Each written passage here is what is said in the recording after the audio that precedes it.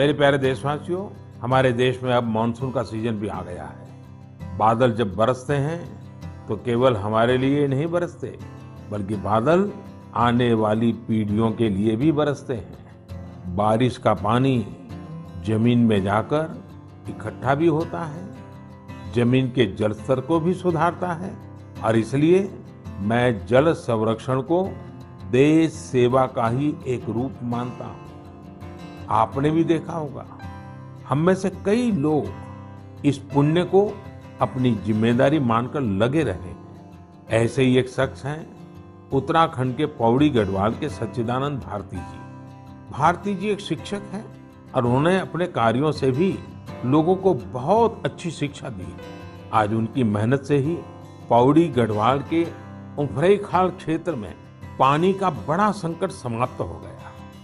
जहां लोग पानी के लिए तरसते थे, वहां आज साल भर जल की आपूर्ति हो रही है। साथियों, पहाड़ों में जल संरक्षण का एक पारंपरिक तरीका रहा है जिसे चाल खाल भी कहा जाता है, यानी पानी जमा करने के लिए बड़ा सा गड्ढा खोदना। इस परंपरा में भारती जी ने कुछ नए तौर तरीकों को जोड़ दिया।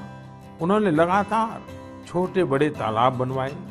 इससे न सिर्फ उफरैंखाल की पहाड़ी हरी भरी हुई, बल्कि लोगों की पेयजल की दिक्कत भी दूर हो गई। आप ये जानकर हैरान रह जाएंगे कि भारती जी ऐसी 30,000 से अधिक जल तलैया बनवा चुके हैं। 30,000।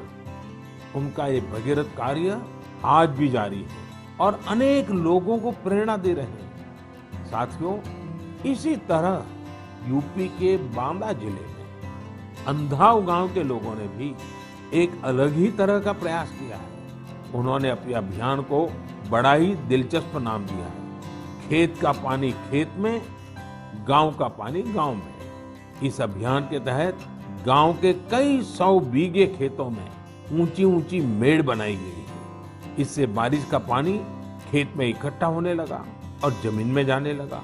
अब ये सब लोग खेतों की मेड़ पर पेड़ लगाने की भी योजना बना रहे हैं। यानी अब किसानों को पानी, पेड़ और पैसा तीनों मिलेगा।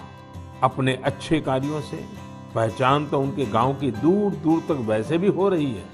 साथियों, इन सभी से प्रेरणा लेते हुए हम अपने आसपास जिस भी तरह से पानी बचा सकते हैं, हमें बचाना चाहिए। मानसून के इस महत्वपूर्ण समय को हमें गंवाना नहीं है।